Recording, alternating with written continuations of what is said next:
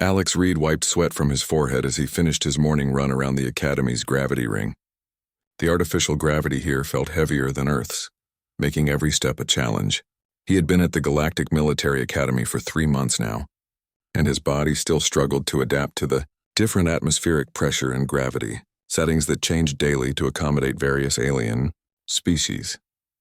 The Academy housed cadets from 47 different worlds, each bringing their own customs, biology, and fighting styles.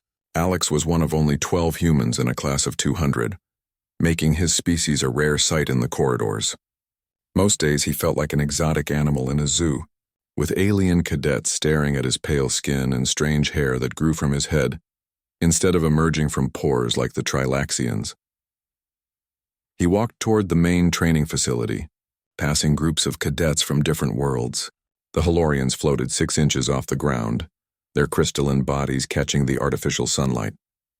Calorians practiced combat moves with their forearms, creating complex patterns that looked like deadly dances. The insectoid Chitauri clicked their mandibles in what Alex had learned was their version of laughter. The daily weapons inspection was a routine that every cadet knew by heart. Before any training exercise, combat simulation, or field work, everyone had to pass through the bioscanner. The machine was a marvel of galactic technology, capable of detecting any weapon, explosive, or dangerous device hidden on a person's body. It could even sense chemical compounds that might be used to create weapons. Alex joined the long line of cadets waiting for inspection. The scanner stood 8 feet tall, shaped like an archway with blue energy fields running along its edges. Sergeant Morin, a Trilaxian with purple skin and 3 eyes, operated the device with practiced efficiency. His species was known for their attention to detail and rule-following nature, making them perfect for security duties. One by one, cadets stepped through the scanner. Each alien carried traditional weapons from their homeworld, as was allowed during training periods. The Halorian cadet in front of Alex carried a weapon that looked like a glowing crystal staff. As she passed through the scanner, the machine's voice announced in the universal language, "Weapon detected. Master verified. Cleared for training." This was the standard response for every cadet. The scanner would detect their weapon, confirm that they were the rightful owner through biological signatures, and allow them to proceed. It was a security measure designed to prevent weapon theft and ensure that only authorized personnel carried dangerous items. A Calorian cadet stepped through next, carrying what appeared to be 4 curved blades attached to his wrists. Again, the scanner announced, "Weapon detected. Master verified. Cleared for training." The Calorian nodded to Sergeant Morin and walked toward the training grounds. Alex watched the process repeat itself dozens of times. Each species had their unique weapons. The Chitauri carried bioelectric generators that could stun opponents. The Vorthon species used gravity manipulators that could crush objects from a distance. The scanner recognized them all, matching each weapon to its owner's biological signature with perfect accuracy. When Alex's turn came, he stepped forward confidently. He carried no weapons, as humans were still considered probationary cadets and weren't allowed personal armaments yet. The other human cadets had gone through the scanner earlier in the week without any problems. Alex expected the machine to announce, "No weapons detected. Cleared for training," as it had for the few other species who didn't carry weapons. He walked through the energy field, feeling the familiar tingling sensation, as the scanner examined every molecule of his body. But instead of the expected announcement, the machine suddenly stopped humming. The blue energy fields flickered and changed to an amber color. Alex paused in the middle of the archway, unsure whether he should continue walking or stand still. Sergeant Morin's 3 eyes widened as he looked at his display screen. He tapped the controls with his 6-fingered hands, clearly confused by whatever he was seeing. The scanner's voice finally spoke, but the words were unlike anything Alex had heard before. "Weapon without master. Classification unknown." The amber lights turned red and an alarm began to sound softly. Alex felt his heart rate increase as every cadet in the area turned to stare at him. Sergeant Morin held up a hand, signaling Alex to remain where he was. "Please step back and try again," the sergeant said, his voice carrying the slight accent common to Trilaxians. "There may be a malfunction." Alex stepped backward out of the scanner, then forward again. The same thing happened. The machine scanned him for several seconds, then stopped and announced, Weapon without master. Classification unknown. The red lights flashed more urgently this time. I don't have any weapons, Alex said, turning his pockets inside out and removing his training jacket. Look, nothing hidden anywhere. Sergeant Morin examined Alex's belongings carefully, running a handheld scanner over each item. Everything came back clean. No weapons, no dangerous materials, no banned substances. Yet when Alex stepped through the main scanner again, the same message appeared. Other cadets began gathering around, whispering in their various languages. Alex caught fragments of conversations in the universal tongue. Words like malfunction and dangerous and human floated through the air. He felt his face growing warm with embarrassment. Perhaps the scanner needs recalibration, suggested a Halorian cadet whose name Alex remembered as Lyra. Her crystalline voice carried a note of concern. It has been working perfectly all morning. Sergeant Morin tried scanning other cadets again. A Chitauri cadet stepped through and received the normal, weapon detected. Master verified. Cleared for training message. A Vorthan cadet followed with the same result. The machine worked perfectly for everyone except Alex. Report to Commander Voss immediately, Sergeant Morin told Alex, his professional tone unable to hide his worry. I must inform the Academy administration of this anomaly. As Alex walked away from the scanner, he heard the whispers growing louder behind him. He passed Beth, another human cadet, in the corridor. She was heading toward the scanner area for her own inspection. Good luck, he told her quietly, though he had a sinking feeling that luck wouldn't help any of them. 20 minutes later, as Alex sat in the waiting area outside Commander Voss's office, Beth appeared with Sergeant Morin beside her. Her face was pale, and Alex knew without asking that the scanner had given her the same message. The mystery of the weapon without master had begun, and Alex had the uncomfortable feeling that his life at the Academy was about to become much more complicated. Commander Voss examined the scanner readouts for the 5th time, his forearms moving across different control panels simultaneously. The Calorian commander had seen many strange things during his 30 years of military service, but this situation defied all his experience. Behind him, Alex and Beth stood at attention while Sergeant Morin explained the morning's events. The scanner has never malfunctioned like this, Morin said, his 3 eyes blinking in sequence as they did when he was nervous. I ran full diagnostics between each human cadet. Every other species scans normally. Commander Voss's main arms continued working on the computer, while his secondary arms gestured for attention. Show me the recordings again. The holographic display showed Alex walking through the scanner. The energy field surrounded him completely, penetrating deep into his body structure. Suddenly, the scan stopped at what appeared to be his brain, specifically the frontal cortex region. The scanner's analysis probe focused on that area for several seconds before the alarm triggered. What exactly is the scanner detecting in that region? Commander Voss asked. That's the problem, sir, Sergeant Morin replied. The scanner identifies it as a weapon, but cannot classify the type or determine ownership protocols. It reads as something dangerous but without a registered master. Alex shifted uncomfortably. Sir, I don't understand how my brain could be considered a weapon. It's just tissue and electrical impulses like any other brain. Commander Voss turned his attention to Alex, studying the human with intelligent golden eyes. Perhaps, but clearly your brain differs significantly from other species we have encountered. Has this happened to other humans? Before Alex could answer, the office door chimed.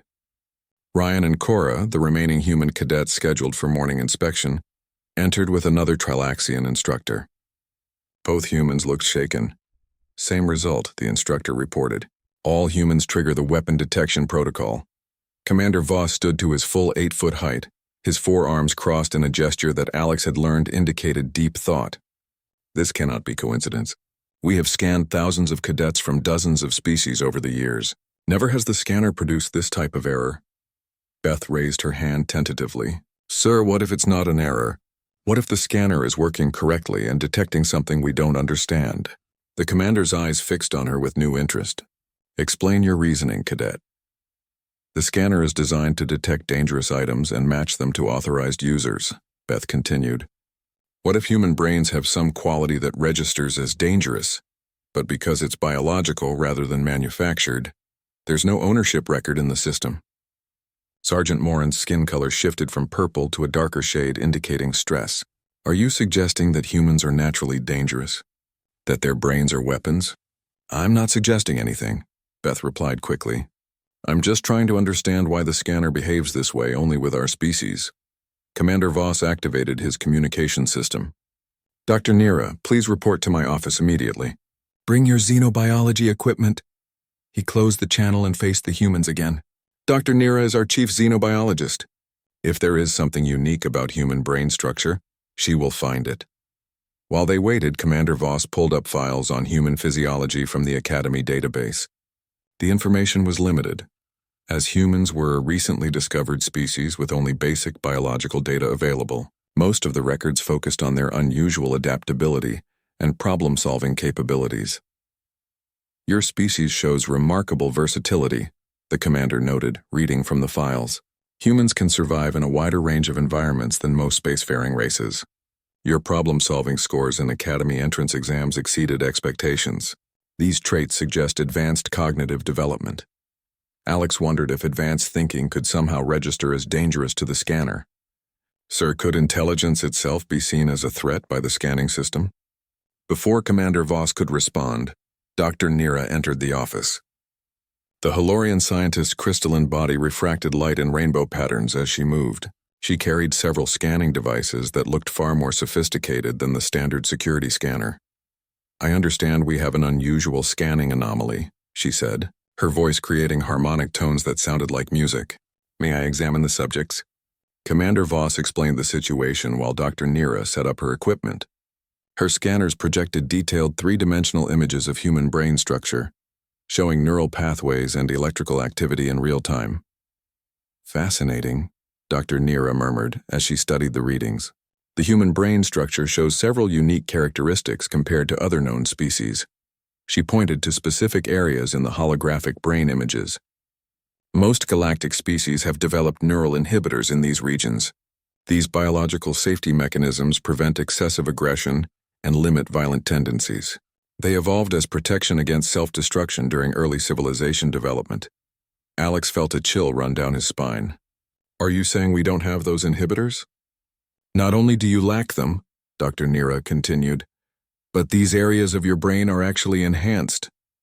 Your species has developed sophisticated neural pathways for tactical thinking, pattern recognition, and strategic planning that far exceed normal parameters. Beth stepped closer to examine the brain scans. Does that make us dangerous? Dr. Nira's crystalline features shifted in what Alex had learned was the Halorian equivalent of uncertainty. The scanner is programmed to detect potential threats. It may be interpreting your enhanced cognitive capabilities as weapons because, in theory, an unrestricted mind capable of unlimited strategic thinking could indeed be considered dangerous. Commander Voss processed this information with visible concern. Dr. Nira, are you telling me that humans are essentially walking weapons because they lack biological safety restrictions on their thinking? That would be an oversimplification, Dr. Nira replied carefully. However, the scanner's classification of weapon without master may be accurate from a certain perspective. Human minds appear to have unlimited potential for both creation and destruction, with no biological constraints to prevent either outcome. The room fell silent as everyone absorbed the implications. Alex looked at his fellow humans, seeing his own fears reflected in their faces.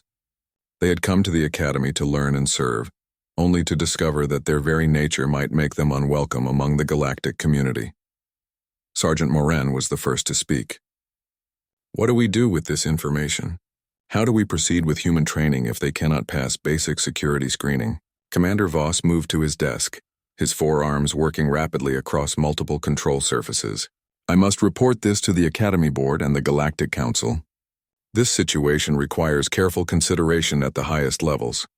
As alerts began flashing on his communication system, Alex realized that word of the scanning anomaly was already spreading throughout the Academy.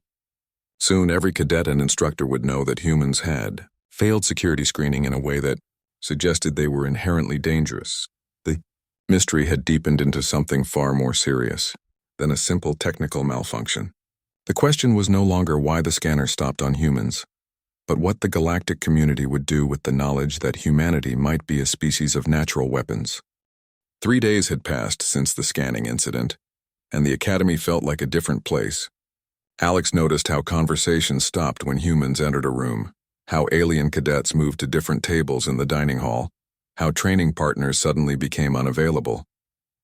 The 12 human cadets found themselves increasingly isolated as word spread about their failed security screenings.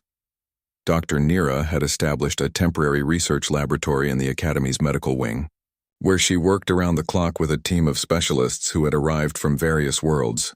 Alex and the other humans underwent daily testing as the scientists tried to understand what made their species unique. The tests ranged from simple cognitive assessments to complex brain mapping procedures that left them exhausted. The neural pathways are even more complex than our initial scans indicated, Dr. Nira explained to the assembled research team. Alex sat nearby, electrodes still attached to his scalp from the latest round of brain activity monitoring. Human cognitive architecture appears to be fundamentally different from all known spacefaring species. Dr. Kelm, a Vorthan neurologist with gray skin and large black eyes, studied the data streaming across multiple screens. These regions of the brain that handle strategic thinking and tactical analysis show activity levels that would be considered dangerous in most species. In Vorthan physiology, this level of neural activity in these areas would indicate severe mental illness. Yet the humans show no signs of psychological distress or violent tendencies, added Dr. Tiras, a Chitauri psychologist whose insectoid features made reading emotions difficult. Their behavior remains consistent with peaceful intentions despite the scanner's classification. Alex had grown tired of being discussed as if he wasn't present. Doctors, may I ask what you're comparing us to? What makes our thinking patterns so different? Dr. Nira turned to face him, her crystalline features reflecting the laboratory lights. Alex, every species in the galactic community evolved with natural limitations on violence and aggression. These biological safety mechanisms developed to prevent self-destruction during the early stages of civilization. She activated a holographic display showing brain structures from various species. Look at these neural pathways in Trilaxian brains. These areas that govern aggression and tactical thinking are naturally restricted. Trilaxians physically cannot sustain thoughts of extreme violence or complex military strategies for extended periods. Their brains will shut down these processes to protect mental stability. The display changed to show Calorian brain structure. Calorians have four-part consciousness that requires consensus among all parts before violent action can occur. This makes impulsive aggression nearly impossible for their species. Dr. Kelm pointed to additional brain scans. Vorthans like myself have emotional regulators that prevent the kind of cold, calculated thinking necessary for prolonged warfare. We can engage in defensive actions, but our brains will not permit the strategic planning required for extended military campaigns. Alex studied the alien brain patterns, noting the areas that appeared dimmed or restricted compared to human scans. So you're saying we're the only species that can think about warfare without biological limitations? That appears to be correct, Dr. Nira confirmed. Humans show no neural inhibitors in areas related to strategic thinking, tactical planning, or sustained aggressive focus. Your species can conceive of military strategies that would be physically impossible for other species to maintain. Beth, who had been listening from across the laboratory, spoke up. But we chose not to use those capabilities for destruction. Doesn't that count for something? Dr. Tiras clicked his mandibles thoughtfully. That is precisely what makes humans so unusual. You possess unlimited capacity for strategic violence, yet you consistently choose cooperation and peaceful solutions. Most species require biological constraints to prevent self-destruction. Humans appear to have developed ethical constraints instead. The conversation was interrupted when Commander Voss entered the laboratory with several high-ranking officials that Alex didn't recognize. Their uniforms bore the insignia of the Galactic Council, indicating that this situation had reached the highest levels of interspecies government. Dr. Nira, what can you tell us about the human anomaly? Asked a tall figure whose species Alex couldn't identify. The being wore ceremonial robes and spoke with an accent that suggested mechanical translation. Dr. Nira straightened and addressed the group formally. Council members, our investigation has revealed that humans represent a unique evolutionary path. While other species developed biological restrictions on violent thinking, humans developed philosophical and ethical restrictions instead. She gestured toward the brain scans. The security scanner classified humans as weapons without masters because it detected unlimited cognitive potential for strategic warfare. However, This potential is self-regulated rather than biologically limited. One of the council members, a Halorian like Dr. Nira, spoke in harmonic tones. Are you suggesting that humans are more dangerous than the scanner initially indicated? Or less dangerous, Dr. Nira replied carefully. A weapon with a master can be controlled by external forces. A weapon without a master controls itself. The question becomes whether we trust humans to continue making ethical choices about their capabilities. Commander Voss stepped forward. The Academy has monitored human behavior closely since the scanning incident. Despite their theoretical capacity for unlimited strategic thinking, they have shown no signs of aggressive planning or hostile intentions. Alex felt compelled to speak. Council members, we came here to learn and serve alongside other species. We had no idea that our thinking patterns were unusual. We've tried to fit in and follow all regulations. The unidentified council member studied Alex with what might have been curiosity or suspicion. Human Cadet, if your species lacks biological constraints on violent thinking, what prevents you from using these capabilities against the galactic community? Alex considered the question carefully. The same thing that prevented us from destroying ourselves on Earth before we reached space travel. We learned that our greatest strength isn't our ability to fight, but our ability to choose when not to fight. Interesting philosophy, the Halorian council member noted. But philosophy can change. Biology cannot. Dr. Kelm interrupted with new data appearing on his screens. Council members, I've been analyzing historical records of human military conflicts from their homeworld. The patterns are remarkable. The display showed Earth's history of warfare, with statistical analysis of human military behavior over thousands of years. Humans consistently demonstrate the ability to create devastating military strategies, but they also show a pattern of stopping before total destruction. Even in their most violent periods, they maintained ethical boundaries. Beth moved closer to the historical data. We've always had the capacity for total war, but we've never chosen it. Even when we developed nuclear weapons capable of destroying our entire planet, we chose not to use them. The council members exchanged glances and quiet communications in languages Alex couldn't understand. Finally, the lead figure spoke again. The situation requires careful consideration. Humans represent either a valuable addition to the galactic community or a potential threat unlike any we have encountered. We must determine which interpretation is correct. As the council members left with Commander Voss and the research team, Alex and his fellow humans remained in the laboratory. They had learned why the scanner stopped on them, but that knowledge had only created new questions about their place in the galaxy. The investigation had revealed their uniqueness, but whether that uniqueness would be seen as a gift or a curse remained to be determined. Dr. Nira worked through the night, comparing genetic sequences and evolutionary patterns from dozens of species. Her crystalline form barely flickered as she analyzed data that stretched back millions of years. When she finally called for another meeting, her harmonic voice carried notes of excitement mixed with concern. I believe I understand what makes humans unique, she announced to the assembled council members, Academy staff, and human cadets. The answer lies not just in their current biology, but in their evolutionary history. The holographic display showed Earth as it had been millions of years ago, with climate data and geological changes mapped across time. Human evolution was shaped by extraordinary environmental pressures. Ice ages, volcanic eruptions, asteroid impacts, massive climate shifts. Most worlds that produce spacefaring species have relatively stable environments during the crucial development periods. Alex watched the display show Earth's violent geological history, understanding for the first time how different his homeworld had been compared to the peaceful planets that produced other galactic species. Dr. Nira continued her explanation.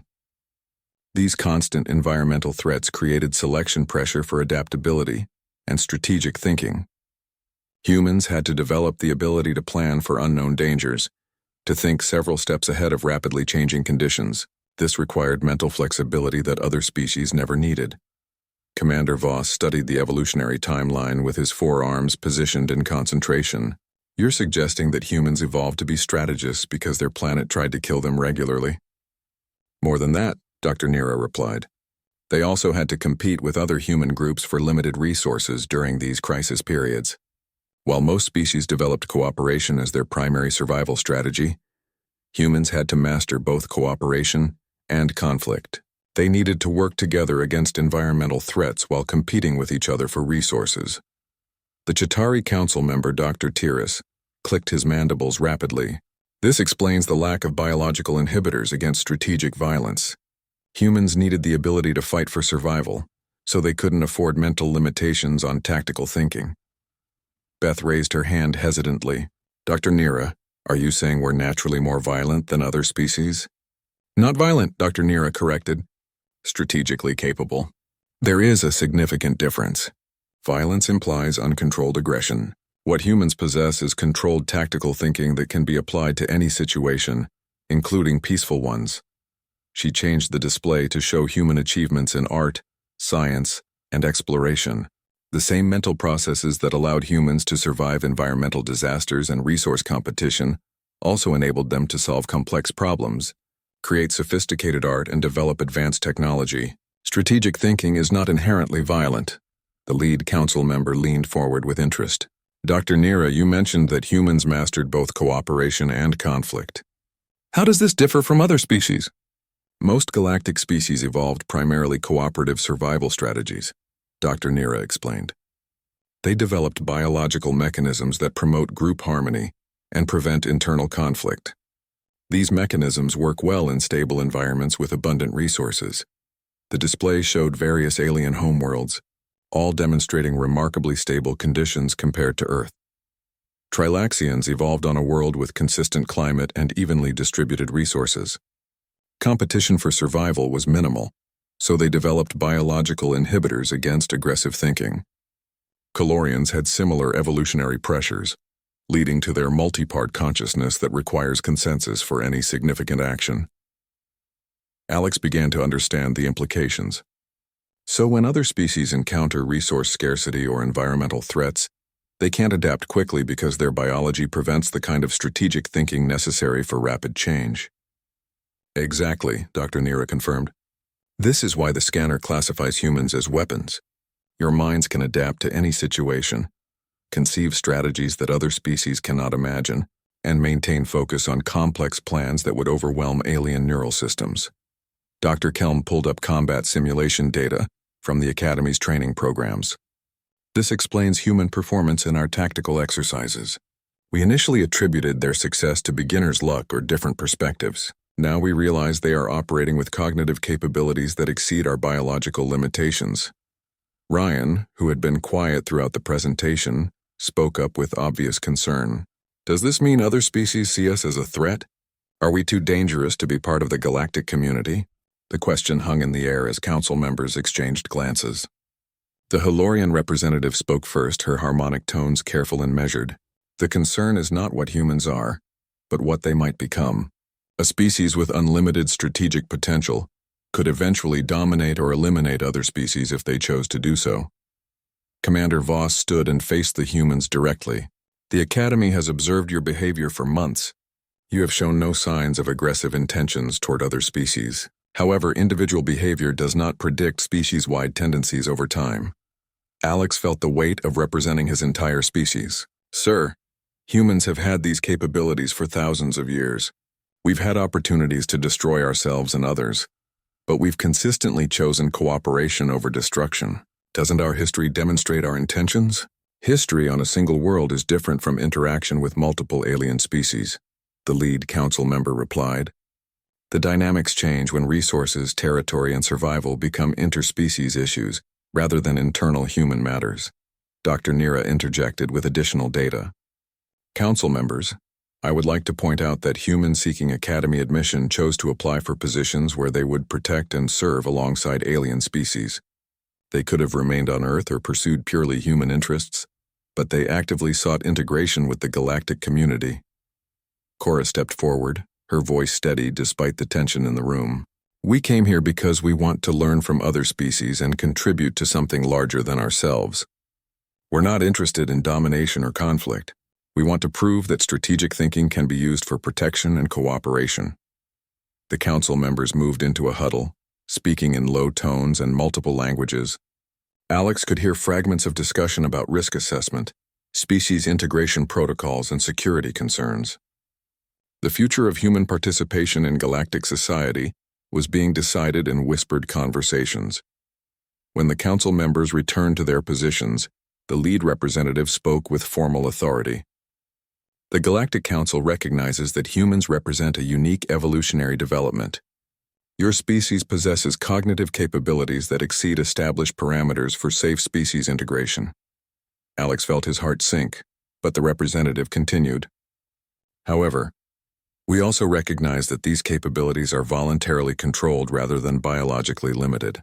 This raises questions that cannot be answered through observation alone. Commander Voss stepped forward. What does the Council propose? A practical test, the representative replied. Humans claim their strategic capabilities can be used for cooperation and protection, rather than aggression. We intend to verify this claim through direct demonstration. Beth exchanged worried glances with the other humans. What kind of test? A military simulation that will demonstrate whether human strategic thinking serves the common good or represents a threat to galactic peace, the representative explained. The results will determine humanity's future role in the galactic community.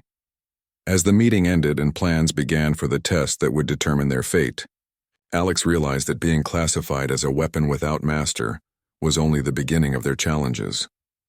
Now they had to prove that their greatest strength could be trusted by species who had never needed to develop such capabilities themselves. The revelation of their uniqueness had created both opportunity and danger, and everything depended on demonstrating that humans could be weapons in service of peace rather than instruments of war. The Academy's largest training facility had been converted into an elaborate testing ground that stretched across multiple levels and environments. Holographic projectors created realistic terrain ranging from urban districts to wilderness areas, while advanced simulation systems generated enemies, civilians, and changing objectives. Alex stood with his assigned team, studying the complex battlefield that would determine his species' future. The simulation will last 6 hours, Commander Voss explained to both teams assembled for the test. Your objective is to secure 3 strategic locations while protecting civilian populations and minimizing casualties. Each team has 50 members from various species. Alex looked around at his teammates. The Galactic Council had deliberately mixed the teams to prevent any appearance of species-based advantages. Team Alpha, which included Alex, Beth, Ryan, and 3 other humans, also contained Trilaxians, Halorians, Kalorians, Chitauri, and Vorthans. Team Beta had the remaining humans along with similar alien representation. Dr. Nira and the council members observed from a protected viewing area, monitoring not just the tactical outcomes but the detailed brain activity of all participants. Alex could see recording devices tracking every decision, every strategic thought, every moment of cooperation or conflict. Team Alpha will begin from the northern sector, Commander Voss continued. Team Beta starts from the south. The simulation includes hostile forces, civilian rescue scenarios, and resource management challenges. Your performance will be evaluated on tactical success, ethical decision-making, and interspecies cooperation. As the teams moved to their starting positions, Alex found himself naturally assuming a leadership role. The alien team members looked to the humans for strategic guidance, having learned of their enhanced tactical capabilities. However, Alex noticed that some team members seemed nervous about following human leadership. Lyra, the Halorian cadet who had been friendly before the scanning incident, approached Alex hesitantly. How do we know you won't use your strategic abilities to sacrifice us for tactical advantage? The question struck Alex as both reasonable and painful. Lyra, the whole point of this test is to prove that we use our abilities to protect everyone, not just humans. I need you to trust me, and I need to prove that trust is justified. When the simulation began, the complexity became immediately apparent. Hostile forces attacked from multiple directions, while civilian populations fled through the battlefield. Team Alpha had to secure a communication hub, a supply depot, and a medical facility while protecting non-combatants and maintaining team cohesion. Alex's mind automatically began processing the tactical situation, seeing patterns and possibilities that emerged from the chaos. He could visualize troop movements, predict enemy strategies, and identify optimal paths through the battlefield. The strategic clarity was remarkable, and he understood why the scanner had classified this capability as weapon-like. Beth, Take your squad and circle around to the communication hub, Alex directed through their comm system. The enemy concentration there is lighter than it appears. They're using holograms to make their force seem larger. Meanwhile, he guided the alien team members with careful explanation, rather than simple orders. Lyra, your squad's energy shields make you perfect for the frontal assault on the medical facility. Cram, your calorian strength will be essential for moving the civilians to safety. Tick, your Chitauri bioelectric weapons can disable enemy systems without causing permanent damage. What impressed Alex was how well the mixed species approach worked when everyone understood their role. The Trilaxians' attention to detail helped identify hidden threats. The Halorians' energy manipulation provided support capabilities that pure human tactics couldn't achieve. The Calorians' four-armed coordination allowed complex maneuvers that single-species teams couldn't execute. However, the simulation also tested their ethical constraints. At one point, Alex identified a strategy that would guarantee securing all three objectives but would result in significant civilian casualties. The tactical part of his mind calculated the acceptable losses and efficient execution methods. But instead of implementing the brutal efficient strategy, Alex found himself developing alternatives that prioritize civilian safety. Ryan, we could take the supply depot quickly by bombing the surrounding area. But there are families hiding in those buildings. Find me a route that keeps them safe. The alien team members watched these decisions carefully. Alex realized they were evaluating not just human tactical capabilities, but human moral choices under pressure. When humans possessed the ability to conceive strategies that other species couldn't imagine, would they choose the most efficient path regardless of casualties? Alex, I have a shot that could eliminate the enemy command structure, Beth reported from her position. But the building they're in also contains prisoner civilians.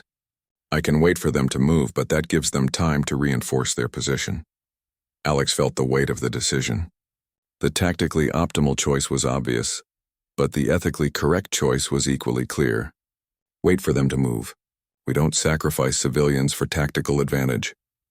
As the simulation progressed, Team Alpha's approach became apparent to the observers. The humans would identify multiple strategic options, explain the choices to their alien teammates, and consistently select approaches that protected everyone, rather than achieving objectives through acceptable losses. The collaboration also revealed something unexpected. While humans excelled at strategic planning, the alien species provided capabilities that enhanced overall effectiveness. Trilaxian detail orientation prevented costly oversights. Halorian energy manipulation enabled tactics that pure kinetic approaches couldn't achieve. Calorian strength and coordination allowed execution of complex plans. This is fascinating, Dr. Nira commented to the council members as they watched the brain activity monitors. Human strategic thinking is enhanced rather than limited by working with other species. They're not trying to dominate the team dynamics, they're trying to optimize them. In the final phase of the simulation, both teams converged on the same objective, creating a potential conflict scenario. Alex could see that Team Beta was approaching from the east, while his team controlled the western approach. A direct confrontation would result in casualties and mission failure for both teams.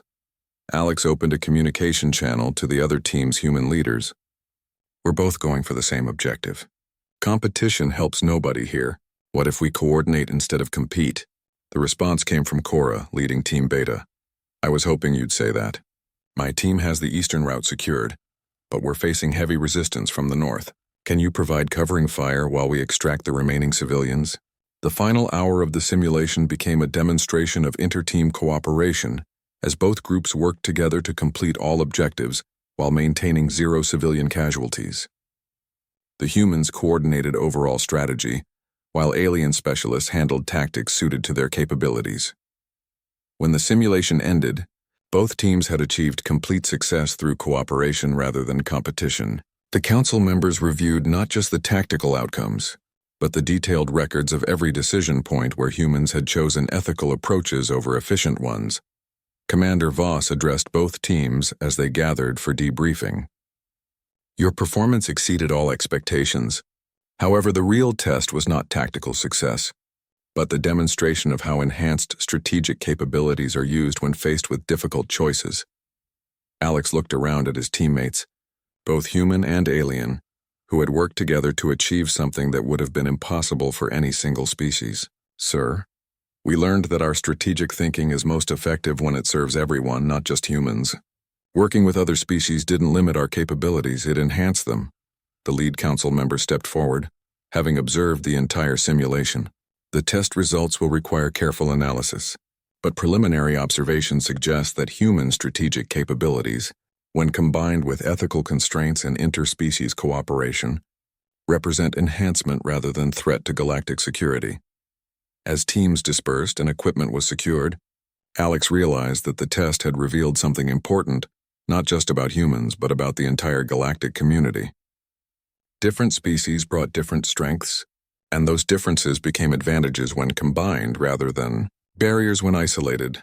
The question now was whether the Council would recognize cooperation as the answer to the weapon, without master classification, or whether fear of human capabilities would overcome evidence of human ethics. 2 weeks after the simulation test, Alex stood before the full Galactic Council in their Grand Assembly Chamber. The circular room housed representatives from 47 worlds, each species occupying sections designed for their specific environmental needs. Crystalline Halorians refracted light in one area, while aquatic Delphians observed from water-filled viewing tanks. The diversity of galactic civilization surrounded him as he awaited the Council's decision.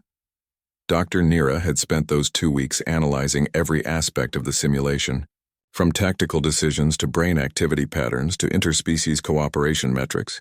Her final report lay before the Council members, a comprehensive study of human strategic capabilities and their implications for galactic society. The evidence is conclusive, Dr. Nira announced, her harmonic voice carrying clearly through the chamber's acoustic design. Humans represent a unique evolutionary development that enhances rather than threatens galactic security when properly integrated with existing species capabilities. The lead council member, whom Alex had learned was Ambassador Krell from the administrative world of New Geneva, gestured for attention. Dr. Nira, please summarize your findings for the assembly. Dr. Nira activated the chamber's holographic display system, showing the detailed analysis of human performance during the test. Humans consistently chose ethical approaches over tactically efficient ones when faced with moral dilemmas. More importantly, their strategic capabilities were enhanced rather than diminished by cooperation with other species. The display showed brain activity comparisons between humans working alone versus humans working with mixed species teams. Human strategic thinking becomes more creative and effective when incorporating input from alien perspectives. Rather than dominating team dynamics, humans appear to optimize collaborative approaches. Ambassador Krell studied the data with obvious interest.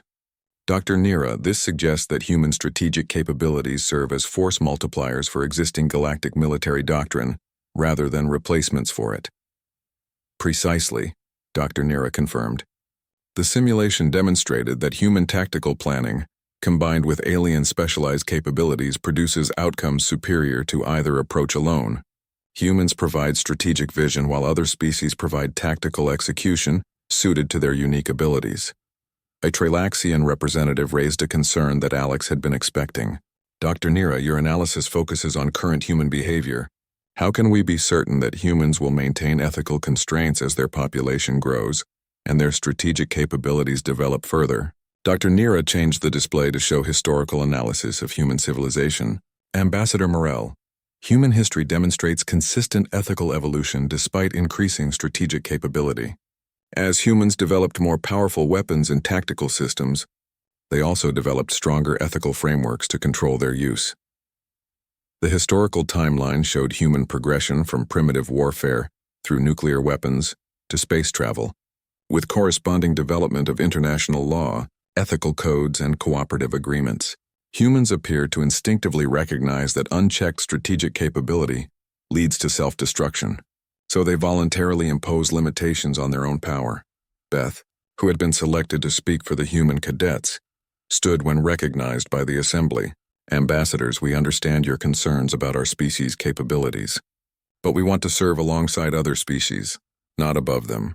Our strategic thinking is most fulfilling when it protects and enhances galactic civilization rather than dominating it. The Chitauri representative, Dr. Tyrus clicked his mandibles in the pattern Alex had learned indicated thoughtful consideration. The humans raise an interesting point. Their strategic capabilities may be self-limiting, because they derive satisfaction from cooperation rather than domination. Ambassador Krell consulted with other council members before addressing the assembly again. The council has reviewed all evidence and testimony regarding human integration into galactic society. We have reached several conclusions that will affect future policy. Alex felt his heart rate increase as the moment of decision arrived. The future of human participation in galactic civilization hung on the council's interpretation of their species' unique capabilities. First, Ambassador Krell announced, "The Council acknowledges that humans represent a legitimate and valuable addition to galactic civilization. Their strategic capabilities, when combined with ethical constraints and interspecies cooperation, enhance collective security rather than threatening it." Relief flooded through Alex, but the ambassador continued with additional conditions. Second, the Council recognizes that human strategic thinking requires specialized training and oversight to ensure optimal integration with existing galactic military doctrine. Humans will be admitted to advanced tactical programs, while also receiving mandatory instruction in interspecies ethics and cooperative command structures. Dr. Nira stepped forward with a proposal that surprised everyone. "Ambassador Krell, I would like to suggest a new classification for human strategic capabilities. Rather than weapon without master, I propose adaptive strategic intelligence with ethical constraints." The council members discussed this proposal in multiple languages before Ambassador Krell responded. "Dr. Nira, the council finds your suggested classification accurate but lengthy. We propose a simpler designation, strategic partner." Commander Voss, who had observed the proceedings from the Academy section, stood to address the assembly. The Academy supports the council's decision and requests permission to establish a new program, Interspecies Strategic Cooperation. This program would pair human strategic capabilities with alien tactical specializations to create optimized mixed species command structures. The proposal sparked immediate interest from multiple species representatives. The concept of combining human strategic thinking with alien specialized capabilities appealed to civilizations that had struggled with tactical limitations imposed by their biological constraints. As the formal sessions concluded and implementation plans began, Alex found himself surrounded by alien cadets who had participated in the simulation test. Lyra approached him with the rainbow light patterns that indicated Halorian excitement.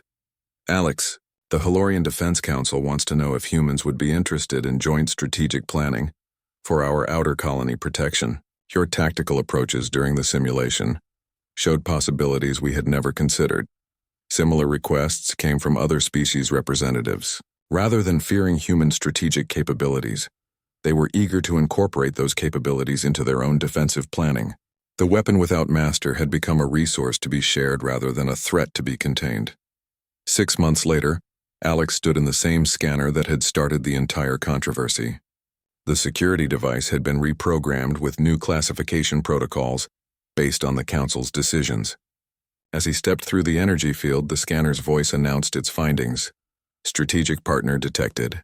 Ethical constraints confirmed. Cleared for cooperative service. Alex smiled as he continued toward the training facility where he would teach the first class of interspecies strategic cooperation. His students included cadets from 12 different worlds, all eager to learn how human strategic thinking could enhance their own species' capabilities. The scanner had been right to classify humans as weapons, but wrong to assume that weapons without masters were dangerous. The most effective weapons were those that chose their own targets, and humans had chosen to target the problems that threatened all galactic civilization, rather than the species that composed it. As Alex began his first lesson, explaining how strategic thinking could be adapted to incorporate alien perspectives and capabilities, he realized that being a weapon without master meant being free to choose what to protect. Humanity had made its choice, and the galaxy was safer for it. The scanner's classification had evolved from a warning to a welcome, and Alex looked forward to proving every day that the most dangerous weapon in the galaxy was a mind dedicated to protecting rather than destroying.